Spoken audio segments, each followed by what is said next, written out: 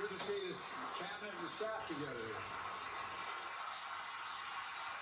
Thank you.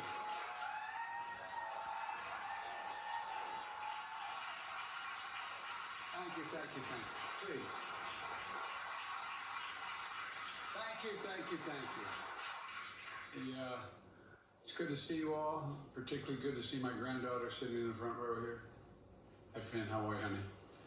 For over 200 years, America has carried out the greatest experiment in self-government in the history of the world. And that's not hyperbole, that's a fact. We're the people. The people vote and choose their own leaders, and they do it peacefully. And we're in a democracy. The will of the people always prevails. Yesterday, I spoke with President-elect Trump to congratulate him on his victory. And I assured him that I'd direct my entire administration to work with his team to ensure a peaceful and orderly transition. That's what the American people deserve. Yesterday, I also spoke with Vice President Harris. She's been a partner and a public servant. She ran an inspiring campaign, and everyone got to see something that I learned early on to respect so much: her character. She has a backbone like a ramrod. She has great character, true character. She gave her whole heart and effort, and she and her entire team should be proud of the campaign they ran. You know, the struggle for the soul of America, since our very founding, has always been an ongoing debate and still vital today. I know for some people, it's a time for victory, to state the obvious. For others, it's a time of loss. Campaigns are contests of competing visions. The country chooses one or the other. We accept the choice the country made. I've said many times, you can't love your country only when you win. You can't love your neighbor only when you agree. Something I hope we can do, no matter who you voted for, is see each other not as adversaries, but as fellow Americans. Bring down the temperature. I also hope we can lay to rest the question about the integrity of the American electoral system. It is honest, it is fair, and it is transparent. And it can be trusted, win or lose. I also hope we can restore the respect for all our election workers who busted their necks and took risks at the outset. We should thank them. Thank them for staffing voting sites, counting the votes, protecting the very integrity of the election. Many of them are volunteers who do it simply out of love for their country. And as they did their duty as citizens, I will do my duty as president. I'll fulfill my oath, and I will honor the Constitution. On January 20th, we'll have a peaceful transfer of power here in America.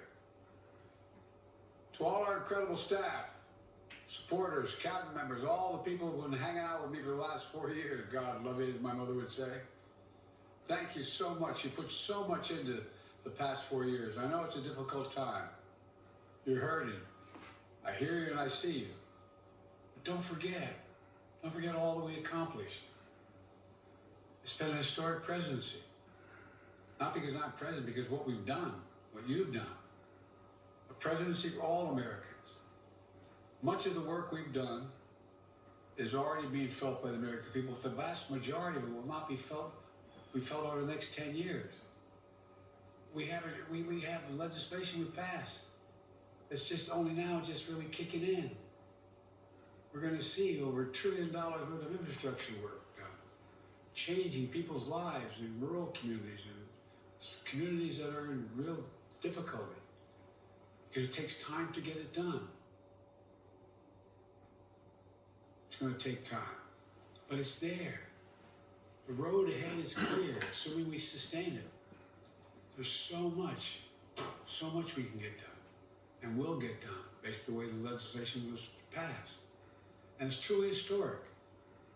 You know, we're leaving behind the strongest economy in the world. I know people are still hurting, but things are changing rapidly. Together, we've changed America for the better.